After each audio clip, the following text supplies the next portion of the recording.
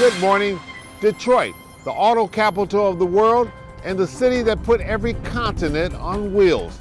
Behind those doors of the Cobo Convention Center is a dazzling display of why the cars are the stars and why the Motor City drives the American economy.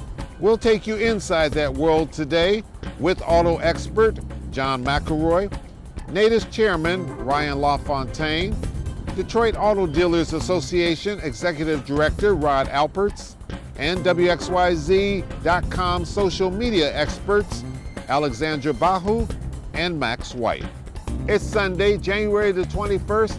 I'm Chuck Stokes, and this is a Spotlight Special. And welcome to Spotlight. If it's about cars and trucks and how they move, this man knows everything about them and everything up under that hood. John McElroy, thanks for coming in. Thanks, Chuck. All right, here's a question for you. If the auto industry was a patient, what kind of doctor would it need right about now? What kind of doctor? I think it would need a therapist, actually.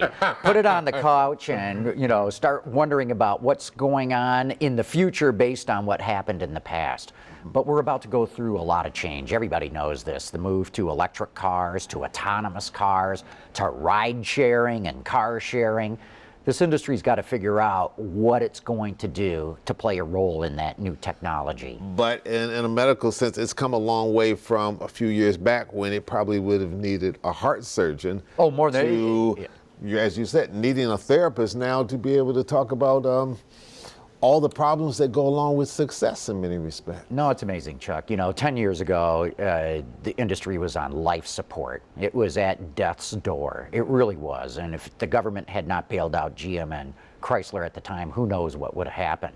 Fast forward to today, man, it's about as good as it gets. All right, so we're hearing a lot this week, and I'm sure throughout the year, about trucks and technology. Why so much talk about trucks? Why is it that trucks have kind of roared back, so to speak? They were never gone, but it seems to be the dominant conversation right now. It is, and when we say trucks, it's not just pickups, it's also SUVs, it's also what they call crossovers, which are almost kind of like cars, but with more of an SUV kind of body on them. And people like that. You sit up higher, you see the road better, you got more metal around you, or so you think, and it feels safer. A lot of these crossovers have all-wheel drive, and with the snow that we've had, that's great to have in the winter time. It's a good year for it. Yeah. And because a crossover or an SUV is more like a station wagon in the back, you got all kinds of room in there. Well, they've made them jazzy, and I think people feel like you aren't driving something big and bulky, and the ride is smooth. The bells and whistles inside are just like you were in a car, but as you said, you have more command in inclement weather. You do, and another thing that I would add is, especially when you get to the crossovers, they get less fuel economy, but it's only a mile or two per gallon typically. And so people are going, what the heck, I'll give up a mile or two per gallon to sit up higher, have maybe all-wheel drive, more carrying cargo. So what is it that the auto industry is, they're sort of looking in their crystal ball saying, okay, we're doing well now, we're making profits, but we know this is a cyclical industry.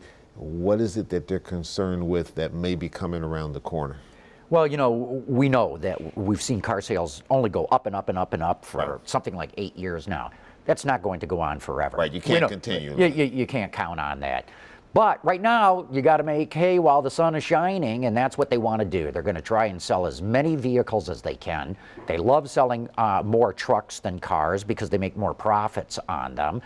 And we'll worry about the future when those problems probably crop up. But right now, nobody sees a downturn in sight. Are the auto industries, automakers, are they being wise with that profit that they're making?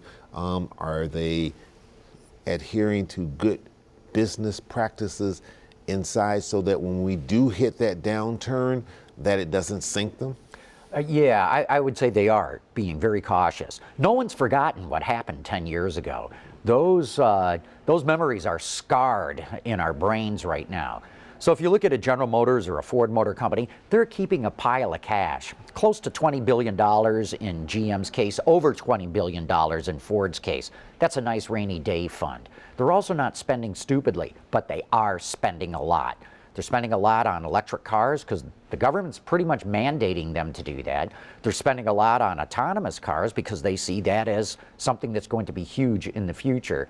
So when you look at FCA, it doesn't have as big a pile of cash, but they're paying down debt very carefully and quickly. They should be debt-free by the end of the year. Wow. So they're all watching their balance sheets and their income statements very carefully. And suppliers. A few years back, we heard them say, you know, take your foot off of us and quit squeezing us to death. Has that relationship changed between the automaker and the suppliers, which is an integral part of this whole equation? It's getting better. And I think suppliers would tell you across the board with any of the car companies, it's pretty much better. Is the way they would like it to be? No. There's always going to be tension between automakers and suppliers. Suppliers trying to get as good a price for their components as possible, automakers trying to get that price as cheap as it can. Yeah. And last question before we go to break, and we'll come back and talk about all those bells and whistles that we see down at the auto show. What about the unions? Where are the unions right now in this relationship? They're doing pretty good. I mean, the UAW, as you know, has had some real black eyes, the problems with corruption. Yes. Nonetheless, employment is rock solid right now. In fact, the industry would like to hire even more hourly employees. We have a definite skilled trade shortage right now. It's a crisis in the industry. But by and large, the UAW workers are probably going to see pretty good profit sharing checks. That's going to be announced very soon. And that's going to be good for this town and for union members. They'll feel like they're sharing the wealth. That's right. Yeah, which is a big motivation. All right, we need to take a break. When we come back, we want to talk about what you like and perhaps what you dislike at the North American International Auto Show. We'll be right back with John McElroy. Stay with us.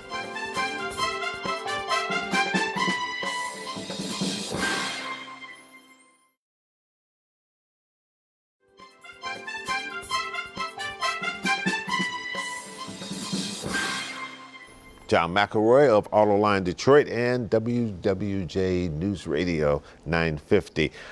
Before we talk about what you like and you dislike, American automakers versus the foreign automakers, where are we at in this competitive war? Well, it's about 50-50. I mean, the import brands command over half the American market right now. In fact, I believe that the transplants are going to build more vehicles in America this year than the Detroit 3 will build in America this year, wow, which is quite a statement. But you know, what's a foreign car company? Toyota has a massive presence in Michigan. It's hard to decipher the difference. So much of their design and engineering and even purchasing is being done here. They've been a terrific corporate citizen. Nissan has a huge technical campus here in Michigan. Hyundai and Kia are also located here. In fact, I just learned yesterday from Mish Auto, there are 17 car companies with research and engineering operations in Michigan. That's quite a statement. 17 of them. Absolutely, and good for Michigan. All right, North American International Auto Show, open to the public. Eye candy down there. What do you like, and what do you say, man, that's a dud? Well, I got to tell you, there's at least 10 vehicles being revealed at the show that no one has ever seen in the world before. You know, you've got the pickup trucks from GM, Ford, and FCA. But I got to tell you, Toyota, Honda, Nissan, Hyundai, Kia, BMW, Audi, Volkswagen, Mercedes are all unveiling very important cars at this show. So there's a lot to see there. As to what I think is a dud, I got to tell you, Chuck, I didn't see a dud on the floor. Not one? Not one. What do you think is going to be the best sellers? Well, the best sellers are going to be the pickups. Okay. It's a hot segment. We've got an all-new Chevrolet Silverado, all-new Ram. Ford's bringing out a mid-size truck, the Ranger. They're bringing that back. And those all should sell terrifically, especially that Ram, because remember, now they converted the Sterling Heights plant from making cars to making Ram pickups. They have an additional assembly plant's worth of capacity. The battle is going to be between Silverado and Ram has a shot at outselling the Chevy Silverado this year. All right, final question. Take you into the political world for just a second. How is this industry doing up under the current Trump administration? Well, you know, if you look at sales, fantastic. This tax cut's probably not going to hurt sales at all, probably could help it. But what the industry is very worried about is NAFTA. You know, the North American automotive industry, including Canada and Mexico, with the United States, is the best in the world right now. China's bigger, but everybody makes way more money here. And one of the reasons they do is that supply chain between the three countries makes us so competitive. And the industry is very, very worried about what the Trump administration is saying of walking away from NAFTA. Quietly, privately, they say, we think NAFTA is still going to be there because it's just so important to this industry, but they're clearly worried. All right. John McElroy, thanks so much for coming in. It's always a pleasure talking with you, getting inside your head and figuring out what's going on in this very important industry to this state, to this country, and to the world. Thanks, Chuck. All right, when we come back, we will go downtown to the Cube and we'll talk to the men who have played a major role in organizing the North American International Auto Show. Stay with us.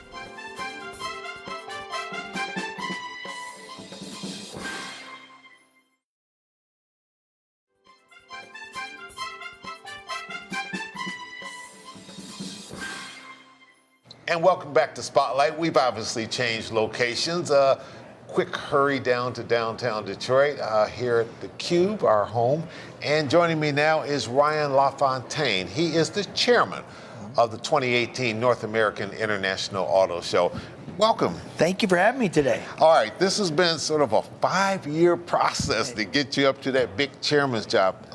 Reflect a little bit. How has it been? You know, it's fun because you get to learn under some great people, obviously, that are the chairmen from the past that teach you the ropes along the way, and you make a lot of connections, going traveling around the world to all the auto shows, both obviously out the, in the world and obviously in the United States, and you realize what a gem we have right here in Detroit. I mean, our show is one of the best in the entire world. No doubt about it. And by the time you get to that chairman's position, you've learned those things that you need, because this is a big thing to pull off every year. Oh, it is. And it's important. And obviously we take it that way and we grow it each and every year. And we adapt as the industry changes. We try to obviously make sure this show obviously adapts to the new industry and grows with it. And there's so much excitement going on. What's different this year? So, you know, not only is the city of Detroit different in regards to how magnificent, I mean, done a great job. It's got restaurants, hotels everywhere. It's awesome to be part of that. But when you look at it, there's so much demand on the vehicles. We've had over 50 reveals. The new Silverado looks amazing. New Ram 1500 looks amazing. You have the Bullet Mustang. A lot of obviously imports, depending on what you look at. The new Forte, or obviously the Mercedes G-Wagon that's encased out front and also on the show floor. But there's a lot of demand on technology. So we've actually expanded our automobility space from 120,000 square feet to 150,000 square feet. And this is the first year ever it's going to be open the first 2 days of public days. So take advantage of that. That's kind of like a sneak peek behind the scenes of the future of the automobile business. Why is this show so important, and what is it that you want, you being representing dealers, want to make sure that this industry stays healthy? Of course. Well, we're in the Motor City capital of the world, right? So there's a lot of pride. There's a lot of car people in Michigan, and it's great to sit here and have such a showcase. We've got 1 million square feet of square footage of a showcase, all these beautiful cars from each manufacturer all under one roof. So it's important that we sit here and build momentum. And as an industry, it's crucial because that momentum builds. People like to come down here and see the cars, touch them all under one roof, get an experience to see what they want to drive. What is the next big challenge? I mean, every year you have to sort of top yourself, and I know that's got to get increasingly difficult, but you do it. You manage to make that happen. You know what I'm finding over time, and we learned this going back 7 or 8 years ago when things went bad with the economy. I believe before that, in my first 20 years of growing in an incremental side of way, of just a little bit each year, and then you never blow it out completely and great big success in 1 year. But what happened is we lost everything in 1 year in regard to that economy hit, and the show took an equal big hit. what I realize now is there's so much competition out there in what I do and what you do, and it doesn't matter in the car industry, that you have to be, if you've got a good idea, you better run with it, because somebody else is going to come up with another idea equally as good or the same one. And we're having to take the show the same way. We brought the gallery back, ultra luxury cars. We're not a market in Detroit for ultra luxury cars like a Rolls-Royce Phantom or a Bugatti. But if we do it the right way, we create a place in Detroit where they can bring the cars and then bring the market in from around the country of people that can buy those cars. They're going to love Detroit to come here. All that is a part of our game plan now, and you really can't just rest on the way you did it in the past. You really have to target going all the way to the millennials and the kind of customer you're looking at. Rod, thank you so much you. for coming in. It's always a pleasure sitting down and talking with you, and It's my best of luck with this year's show. I do appreciate it. Thank you again. All right, our pleasure. And coming up, we'll talk to some people on WXYZ.com who are all about social media in this important event. Stay with us.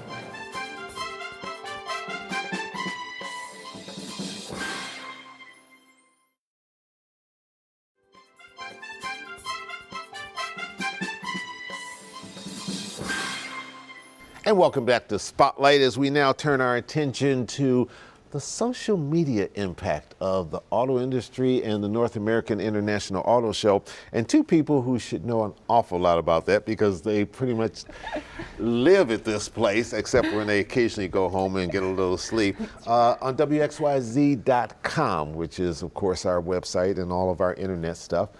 Alexandra Bahu and Max White, thanks for coming in today. Thanks, Joe. Thanks for having us. For at least the past week, and probably even before that, doing all the prep work, you guys have just been engrossed in the North American International Auto Show and its impact in the auto industry. From your perspective, how important is it? I mean, social media, with anything, you know, not just the auto show, it's just so huge. It's a big opportunity for automakers to, you know, get their products out there. And from a consumer standpoint, you know, people are looking and they're seeing what's the next buy going to be. So, you know, what people are tweeting about or posting on Facebook, you know, they want to look at it and they want to kind of have that idea of what they might purchase. The automakers are revealing these new cars on social media. They're revealing them on their websites with live streams, and you know, we live stream a lot of these new cars reveals and the information, and a lot of those live streams are coming from the actual automakers themselves. So they're not only putting it on their websites and getting it out to the public through their own information, but also on their Facebook pages, on their Twitter pages, and a lot of them are also using it as ways to respond to consumers, to questions that they have. You know, if you have a question about a car or something like that, they can use Facebook, they can use Twitter to get that answer and see what happens and see the things that, you know, they want to know about cars. Instead of having to go there and look at them and test drive them, they can get most of that information online now. At the charity preview, which is, of course, is, you know, our Hollywood. Yes. The social side of it, everybody wants to be photographed with Glam. what outfit that they have. They're tweeting it out. They're getting the information out there, and you look up the day after, and you're just inundated with all of these shots. But that's important, right? Oh, it is, and it's a good way to just show people what you're doing and the fun that you're having. So I know we were down at the charity preview, and we create all of these photo galleries, and you can actually check them out on our website right now. We go around and we take a bunch of photos of people and we get them up, and those are usually our top stories for the next couple of days, is just the people looking at all the different fashion and seeing what people are wearing and what people looked like at the charity preview. And I think social media, just in the auto show in general, is a huge part, whether it's press days, whether it's industry preview days, the charity preview, and then the 8 days of the public show. You know, people are going down there, they're taking photos of the cars, they're sharing them on Instagram, on Twitter, on Facebook, and they're loving it. They're loving all of the new cars, and they're loving what it's doing to Detroit and what the auto show brings to Detroit. Well, the two of you very much fit the bill of the millennial generation. So tell me, what are you hearing from your friends and your research and what you've been reporting on? What seem to be the big hits? What are people attracted to in this young generation? I mean, you loved the Ram when that came out. Yeah, well, I'm a big pickup truck guy, so Okay. Seeing You want some horsepower. seeing the up new under Ram and the new Silverado, and a couple of years ago the new F-150, and I think it's just kind of a trend of the auto industry as a whole toward the more SUV and the pickup truck, which is, you know, kind of crazy given the family sedans and that. But We can't discount the Bullet. That was Bullet that is was a an big eye car. opener. Yeah, they do love the muscle cars. Millennials do. Yeah.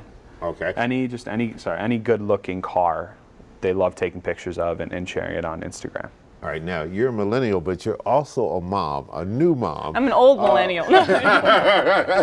Okay. But how did that change your perspective, having a little one and trying to figure out, okay, what worked well for the family? Well, right. We currently have a Chevy Cruze, which I love. It's been a great car to drive. But you know, when we put our child in the back seat and a dog, it gets a little crazy. That's called family. Yes, and I'm like, wow, I didn't realize how compact the car was, because it felt, you know, big to me. But now we're in the market and looking at something a little, you know, more wider, has more space, that'll give us that capability. So looking at SUV time? SUV, like maybe Ford Flex. You know, we're kind of looking around, and you know, my husband is more of a car nerd. He really loves researching, but he's more of a hatchback fan, which I'm really not a fan of. So we kind of are having those discussions, you know, looking online, seeing what is plausible for our family, and working from there. But this has been like a 3-month-long process, and we haven't even made it to the dealership yet. So we're just doing all of our research right now on social. But you'll be ready online. when you get to the dealership. We will. I think a lot of the automakers advertising now is a lot of focus toward millennials. They've got a lot of car sharing programs, and I think the FCA CEO Sergio Marchionne earlier this week talked about they need to kind of shift their focus, because a lot of the millennials, especially in these larger urban cities, are not buying cars. They're using rideshare programs. They're using a place where you can just kind of rent a car for a certain amount of time. They like walkability. Yep, Yeah. exactly. Well, and I think we were down at Automobility last Sunday, and there were companies who just, there was one company who was just allowing, they were allowing people to, like, on a program, have a car for 30 days, and every 30 days to do it instead of leasing a car and being responsible for that. So I think that's where a lot of the automakers' focus is going to have to be, is how do you get millennials who don't use cars as much to buy those cars or to lease those cars. And I think we're more focused on less of like the flashy advertising that you'd see, you know, in years past, and more of like the user-generated content. Like, to me, my friend standing next to her new vehicle is going to sell me more than, you know, a glossy ad from an automaker. Right. The auto industry is advertising a tremendous amount more to women, and women are also, in many respects, driving the decision in the house about what car comes in there. We make all the hard decisions. No, I'm just kidding. No, I mean, I think, you know, we want functional vehicles. We also want stylish vehicles. You know, we don't want to feel like we're driving a boat. You know, but we do want that space, and so I think it comes down to, you know, any big purchase like a vehicle is a huge family decision, and you kind of have to talk that out. But like I said, like, my husband wants a hatchback, and I'm just really not feeling a lot of them. And if I'm going to be driving it, you know, I want to feel comfortable in the vehicle that I'm in, and so, you know, a lot of those discussions are happening, and it's interesting. And you know, I'm willing to take a bet that you win this decision. I might. I don't know. Alexandra Bajos, thank you so much for coming in. Max White, thank you for coming in. Special thanks to all of my guests today. Do yourself and the city a favor. Come on down to Cobo and check out the North American International Auto Show. Next week, our Newsmaker of the Year special. From downtown Detroit, I'm Chuck Stokes. Have a great week.